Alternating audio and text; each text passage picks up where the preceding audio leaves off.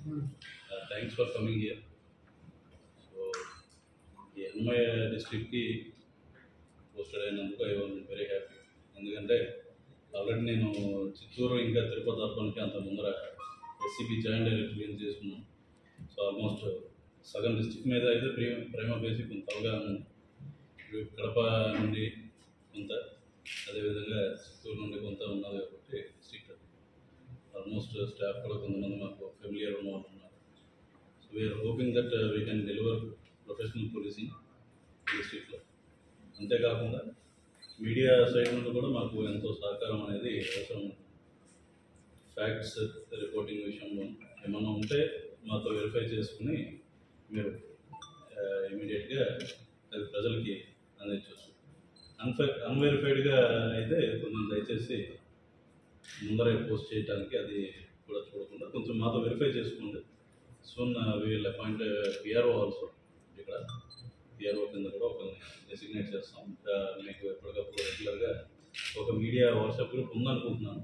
ఒకవేళ లేకపోతే మేము క్రియేట్ చేస్తాం. ఉంటే మేము will try to manage it in effective.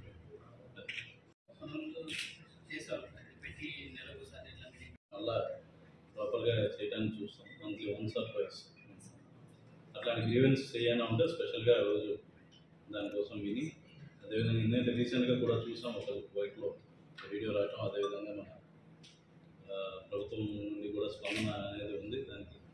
అయితే ఏంటంటే ఫర్దర్గా కొద్దిగా ఆర్గనైజ్డ్ మేనర్లో ఎంబసీస్ వీటితో కూడా రెగ్యులర్ టచ్లో ఉండదు. ఎవరైనా నోడల్ ఆఫీసర్స్ ఎవరు ఉన్నారు అక్కడ ఈ అన్నిటితో కూడా మా వాళ్ళని టచ్లో రెగ్యులర్గా ఉండేదే విధంగా అదొకటి. ఇక్కడ నుండి ఎక్కువ ఎక్కడికి వలస వెళ్ళారు అన్నది కూడా ప్రొఫైల్ కూడా తీసుకుంటాం.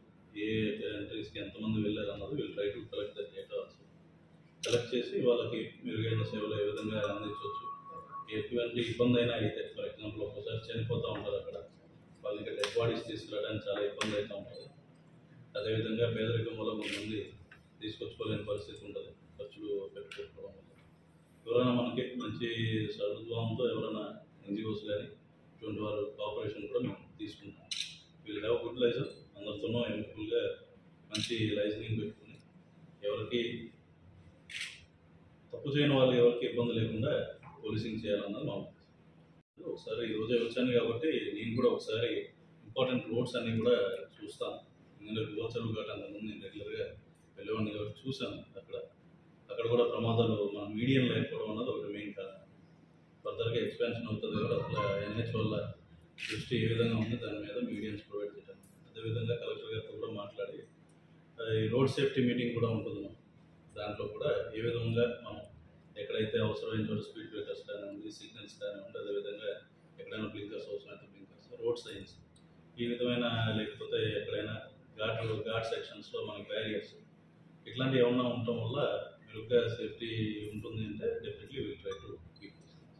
బార్డర్ చెక్ పోస్ట్ ఉన్నాయి. నేను ఇందాక చూసిన దాన్ని బట్టి, నిన్న వస్తున్నప్పుడు చూసిన దాన్ని బట్టి ఫారెస్ట్ చెక్ పోస్ట్ కూడా ఉన్నాయి.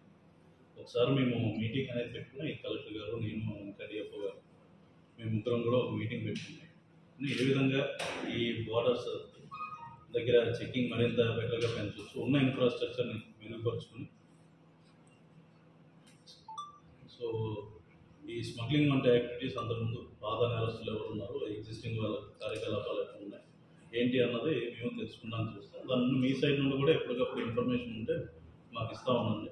Definitely will take action. And also ఎవరైనా మీ తరపు నుండి కాదు, ప్రజలకు కూడా చెప్తాము, మీ తరఫున ఏంటంటే వాళ్ళ సైడ్ నుండి కూడా ఇన్ఫర్మేషన్ ఎప్పుడైనా ఉండి మాకు ఇస్తే కనుక విల్ మెయింటైన్ దట్ కాన్ఫిడెన్షియాలిటీ. త్వరలో మా దగ్గర ఆల్రెడీ ఒక నెంబర్ ఉన్నట్టుంది, గ్రీవెన్స్ నెంబర్.